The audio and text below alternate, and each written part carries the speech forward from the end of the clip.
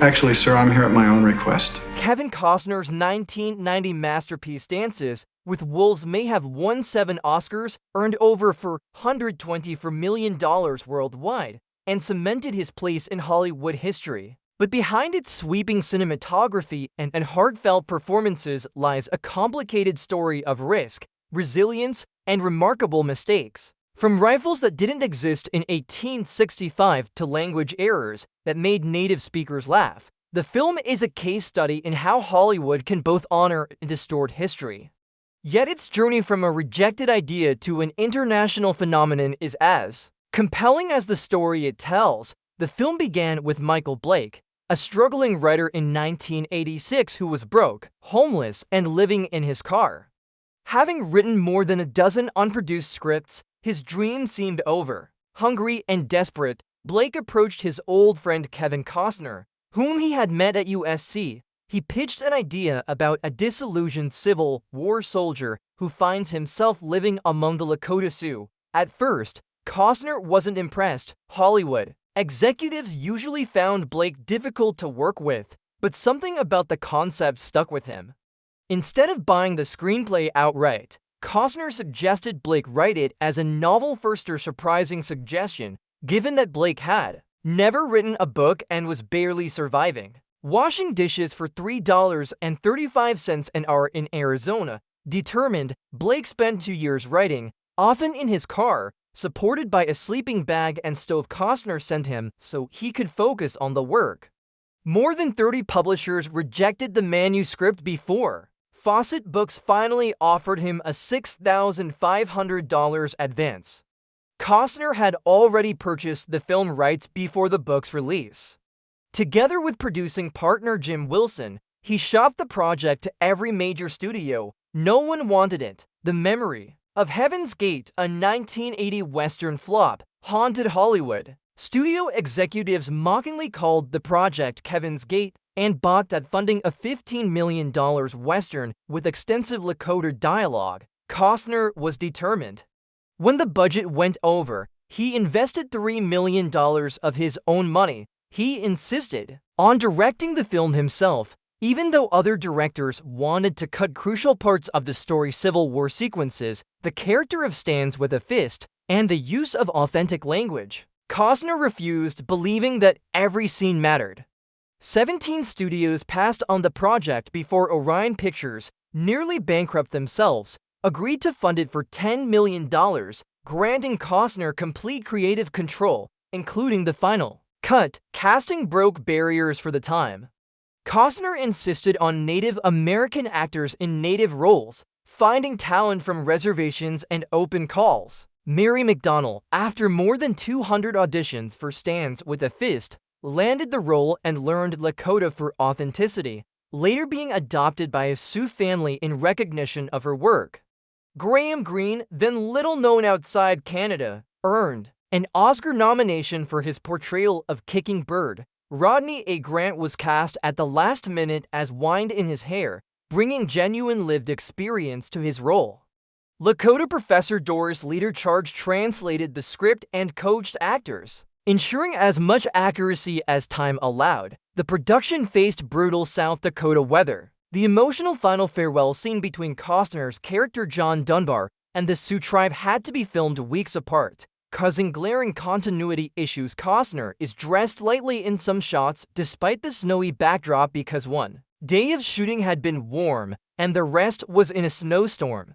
Reshooting would have meant losing the raw emotion of the performances, so the mismatched costumes stayed. The unpredictable weather also caused delays, pushing the budget over by at least $1.8 million. Dances with Wolves opened quietly on November 9, 1990, in just 14 U.S. theaters, earning an astonishing $42,730 per theater in its first weekend. Word of mouth spread rapidly. Within 3 weeks, the film expanded to 1,148 theaters, making $9.4 million over Thanksgiving weekend. Its momentum defied Hollywood norms, growing stronger with time rather than peaking early. It ran in theaters for 24 weeks, double the average run, becoming the fourth highest-grossing film of 1990 and Orion Pictures' biggest hit ever. Award season crowned its success.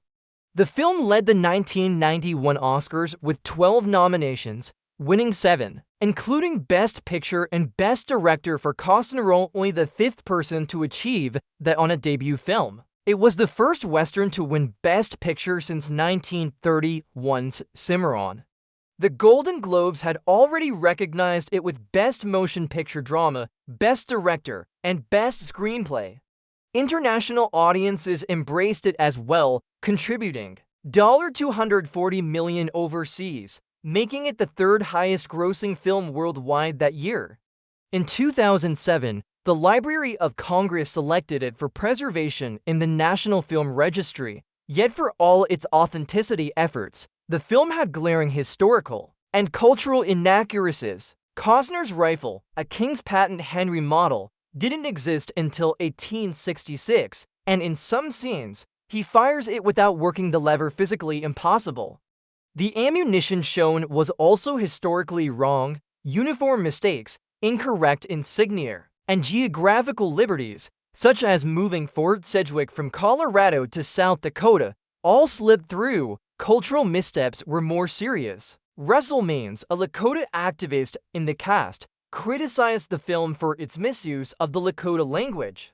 In Lakota, men and women speak differently, but the male characters often used female forms, making them sound odd to native speakers. More than a quarter of the dialogue was mistranslated or mispronounced. Only one cast member was fluent in Lakota, the rest learned their lines phonetically. For many native viewers, this reduced emotional scenes to unintentional comedy. The portrayal of intertribal relations also flipped history. The film depicted the Pawnee as aggressive enemies of the Lakota, when in reality, the Lakota were often the expansionists. The script fell into the noble savage trope, portraying the Lakota as pure, wise, and doomed to fade away, existing largely to guide the white protagonist. Some ceremonial scenes even borrowed elements from other tribes like the Cheyenne and Arapaho, blending distinct traditions into a generic native culture. Even the breathtaking buffalo hunt sequence was misleading. In the movie, a single arrow brings down a buffalo instantly. In reality, hunts were dangerous, grueling affairs, with wounded animals often pursued for miles before collapsing. The choreography looked spectacular on film, but erased the physical risks and strategies of real hunts. A year after its Oscar triumph, a secret extended cut premiered in London's West End, adding 52 minutes of unseen footage. Orion Pictures had refused to release the 4-hour version in the US, fearing audiences wouldn't sit through it. The longer cut deepened the romance between Dunbar and Stans with a fist, clarified why Fort Sedgwick was abandoned, and gave Lakota characters more personal depth. Producer Jim Wilson spent 7 months editing this version without Costner, envisioning it as a grand epic with an intermission. The plan never materialized, and the extended cut remains rare. Not all stories connected to the film ended in celebration. Nathan Lee, chasing his horse, who played Smiles a lot, used his fame to reinvent himself as a traveling medicine man. Over the years, he was accused of abusing his position to exploit young indigenous girls. In 2023, he was arrested in North Las Vegas after a SWAT raid, facing charges including sexual assault, kidnapping, and child abuse across the US and Canada.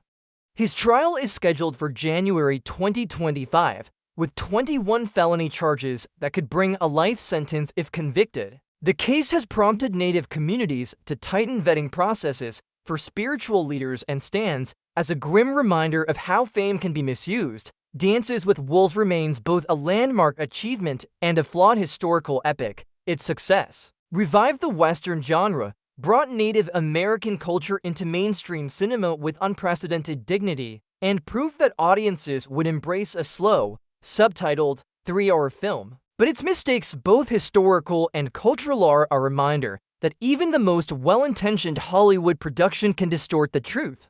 Still, decades later, the film's emotional impact endures, and its place in cinema history is secure, snowstorm wardrobe errors and all.